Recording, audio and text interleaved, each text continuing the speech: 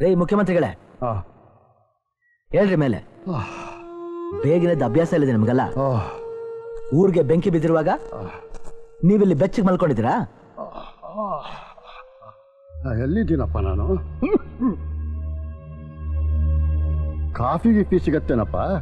Coffee ಹೊರಗಡೆ ಊರಿನ ಜನ ಕಾಫಿ ಟಿಫನ್ ಎರಡು ತಂದಿರ್ತಾರೆ, ಚೆನ್ನಾಗಿ ತಿನ್ನಿ. ಬನ್ನಿ.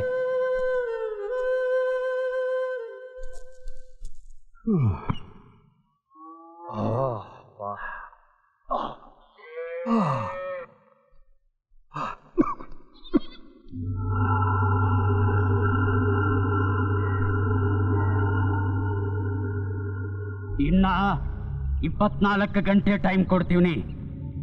ಡ್ಯಾಮ್ ಕಟ್ಟೋದಕ್ಕೆ ಒಪ್ಪಿಗೆ ಕೊಡ್ಲಿಲ್ಲ,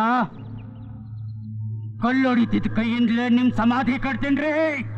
ಅಂಗಿ ಹಾಕಿಲ್ರಿ ಸಾಹೇಬ್ರೆ, ಡ್ಯಾಮ್ ಕಟ್ಟ ಗಂಟ ಅಂಗಿ ತೋಡಕ್ಕಿಲ್ಲ ಅಂತ ಕಲ್ಲಣ್ಣಗ್ ಮಾತು ಕೊಟ್ಟಿವ್ರಿ. ನೀರ್ ಕೊಟ್ಟು ಅಂಗಿ ತೋಡಿಸ್ರಪ್ಪ.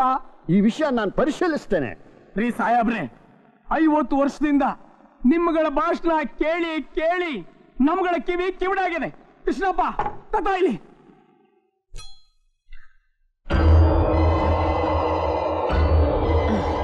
ತಗೊಳ್ಳಿ ಸಾಹೇಬ್ರ, ಈ ಕಿವಿ ಇಟ್ಕೊಂಡು ಏನ್ ಕಿಸಿಲಿ? ಏನ್ ಮಾಡಿದ್ಯೋ?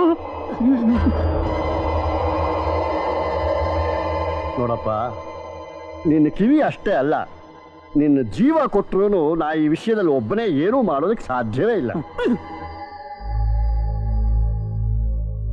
ಇಲ್ಲಿ ಕೇಳಿ, ಒಂದು ಡ್ಯಾಮ್ ಕಟ್ಟಬೇಕಾದ್ರೆ ಇಡೀ ಕ್ಯಾಬಿನೆಟ್ನ ಸ್ಯಾಂಕ್ಷನ್ ಬೇಕಾಗತ್ತೆ, ಡಿಪಾರ್ಟ್ಮೆಂಟಿನ ಅಪ್ರೂವಲ್ ಬೇಕಾಗತ್ತೆ, ಸರ್ಕಾರದ ಸಂಪೂರ್ಣ ಸಮ್ಮತಿ ಬೇಕಾಗತ್ತೆ. ಅರ್ಥ ಆಯ್ತಾ? ಬೆಂಕಿ ಹಾಕ್ರಿ ನಿಮ್ ಸರ್ಕಾರಕ್ಕೆ, ನಾವು ತಾನೇ ಮಾಡಿದ ಅದನ್ನ. ನೀವಿಲ್ಲ ಡ್ಯಾಮ್ ಕಟ್ಟಕ್ಕೆ ಸ್ಯಾಂಕ್ಷನ್ ಮಾಡ್ಬೇಕೆ ಹೊರತು ನಿಮಗೆ ಬೇರೆ ದಾರಿನೇ ಇಲ್ಲ. ಏನ್ರಪ್ಪ ಹೆದರ್ಸ್ತಾ ಇದ್ದೀರಾ ಹಾಗೆ? ನೋಡಿ, ಪೊಲೀಸ್ನವ್ರು ಇಲ್ಲಿಗೆ ಬಂದ್ರೆ ನಿಮ್ಗೆ ಒಳ್ಳೇದಾಗೋದಿಲ್ಲ, ಈಗಲೇ ಹೇಳಿಟ್ಟಿದ್ದೀನಿ. ನಿಮಗೆ ಸ್ವಲ್ಪನೂ ಮನುಷ್ಯತ್ವನೇ ಇಲ್ವಾ? ಇನ್ ನೀವುಂಟು, ಈ ಊರಿನ ಜನ ಉಂಟು.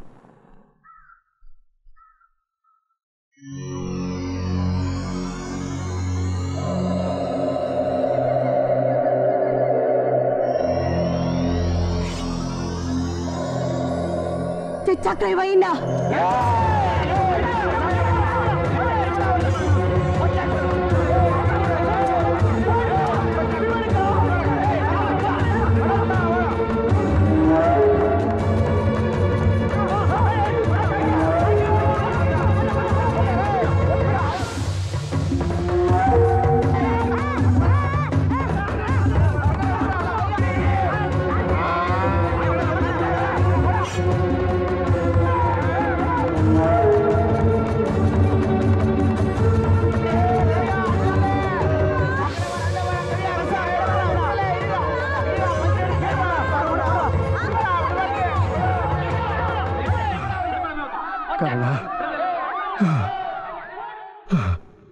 ನನ್ನನ್ನು ಉಳಿಸಪ್ಪ. ಯಾರಿಂದ ಉಳಿಸ್ಬೇಕು? ಈ ಜನಗಳಿಂದ. ಇಲ್ದೇ ಅವ್ರು ನನ್ನ ಕೊಂದು ಬಿಡ್ತಾರೆ. ಜನ ಎದ್ಬಿಟ್ಟಿದ್ದಾರೆ ಸ್ವಾಮಿ. ಇನ್ ನಿಮ್ಮನ್ನ ಉಳಿಸೋದು ಆ ಭಗವಂತನಿಂದನೂ ಸಾಧ್ಯ ಇಲ್ಲ. ಹಾಗನ್ಬೇಡಪ್ಪ, ಇದು ನಿನ್ನಿಂದ ಮಾತ್ರ ಸಾಧ್ಯ.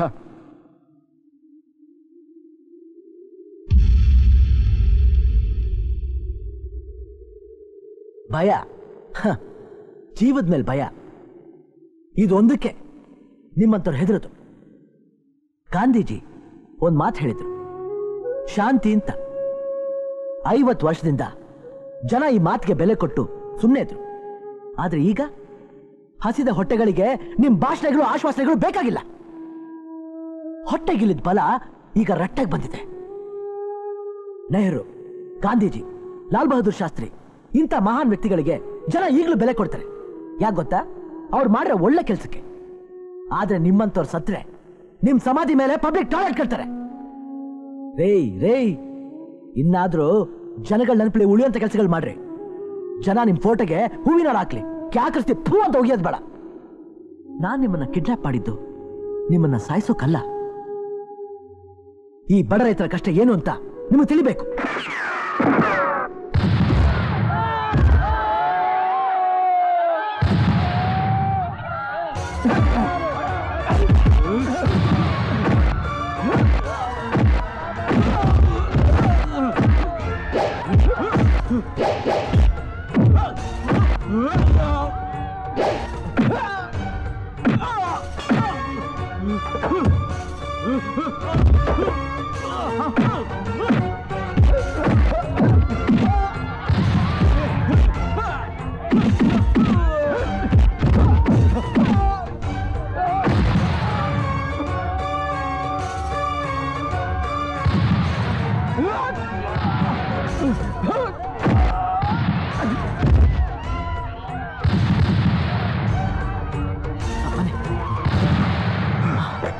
ನೀವಿಲ್ಲೇ ಕರ್ಣ, ದೇವ್ರ ಥರ ಬಂದು ನನ್ನ ಕಾಪಾಡಿ ನನ್ನ ಜೀವ ಉಳಿಸ್ಬಿಟ್ರಪ್ಪ. ಈ ಉಪಕಾರ ನಾನು ಎಂದಿಗೂ ಮರೆಯಲ್ಲ. ಪರವಾಗಿಲ್ಲ, ಬಾಗ್ಲ ಕೊಡಿ. ನೀವಿಬ್ರು ಇಲ್ಲೇ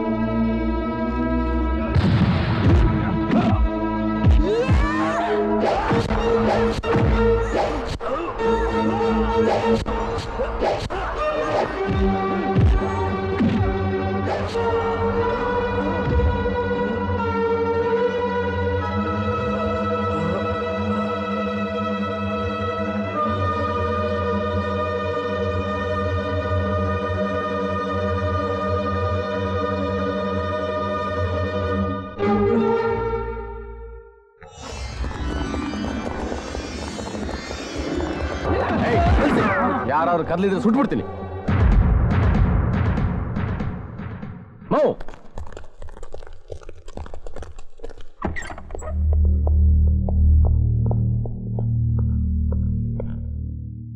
Everything is under control.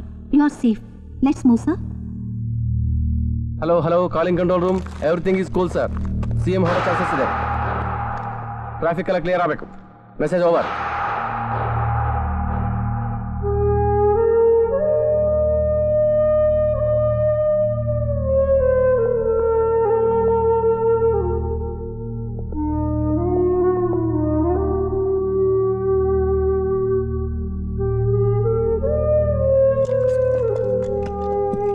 ಈ ಹುಡುಗಂದೇನೂ ತಪ್ಪಿಲ್ಲ.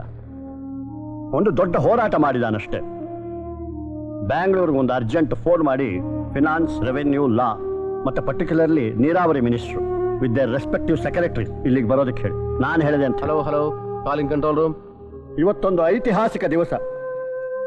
ನಮ್ಮ ನಾಡಿನ ಪ್ರಗತಿಯ ಹಾದಿಯಲ್ಲಿ ಒಂದು ಮಹತ್ವದ ಮೈಲಿಗಲ್ಲು. ಮಣ್ಣಿನ ಮಕ್ಕಳ ಕಷ್ಟ ಸುಖ ಏನು ಅಂತ ಗೊತ್ತಾದ ಮೇಲೆ ಬೆಂಗಳೂರಿನಲ್ಲಿ ಕ್ಯಾಬಿನೆಟ್ ಡಿಸಿಷನ್ ತೆಗೆದುಕೊಳ್ಳೋದ್ರ ಬದಲು ಈ ಮಣ್ಣಿನ ಮೇಲೆ ತೆಗೆದುಕೊಳ್ತಾ ಇದ್ದೇನೆ.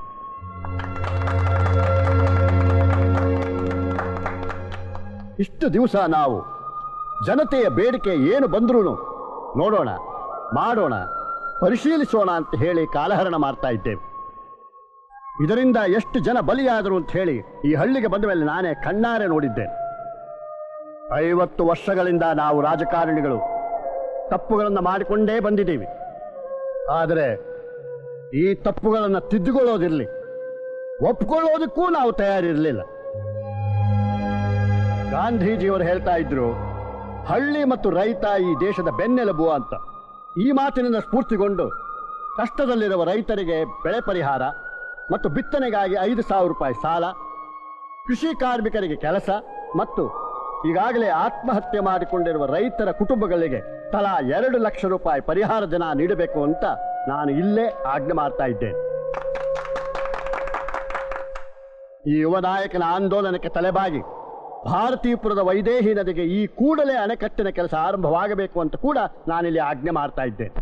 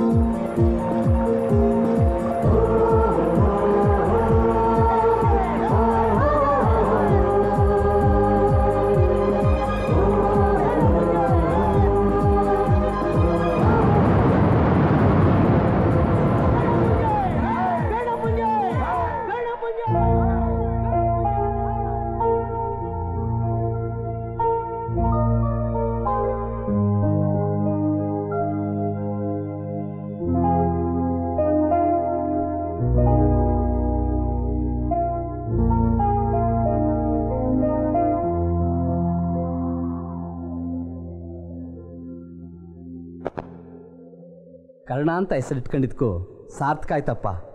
ನಿನ್ನ 1000 ಎಕರೆ ಜಮೀನು, ಮನೆ, ಮಿಲ್ಲು ಎಲ್ಲ ತ್ಯಾಗ ಮಾಡಿ ನಮ್ಮಂಥ ಬಡ ರೈತರನ್ನ ಉದ್ಧಾರ ಮಾಡಿದೀಯಾ. ಆ ದೇವರು ನಿನಗೆ ಆರೋಗ್ಯ ಕೊಟ್ಟು ಕಾಪಾಡ್ಲಪ್ಪ. ನಮ್ಮ ಪಾಲಿಗೆ ಭೂಮಿ ತಾಯಿ ಚೊಚ್ಚಲ ಮಗ ನೀನೇ ಕಣಪ್ಪ, ನೀನೇ.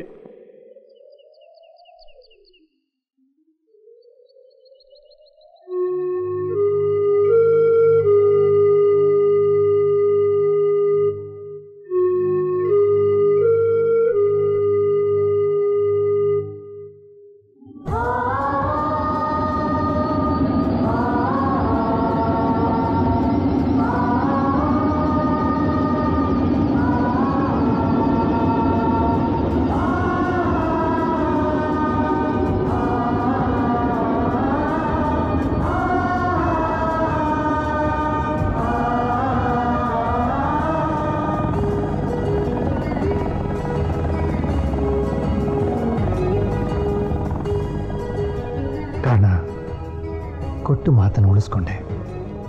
ಇನ್ನೊಂದು ಜನ್ಮ ಅಂತಿದ್ರೆ ಮತ್ತೆ ನಿನ್ನ ಸ್ನೇಹಿತನಾಗೇ ಹುಡ್ತೀನಿ. ನನ್ನ ಕನಸನ್ನು ಹಸಿರು ಮಾಡಿದೆ. Thank you my friend.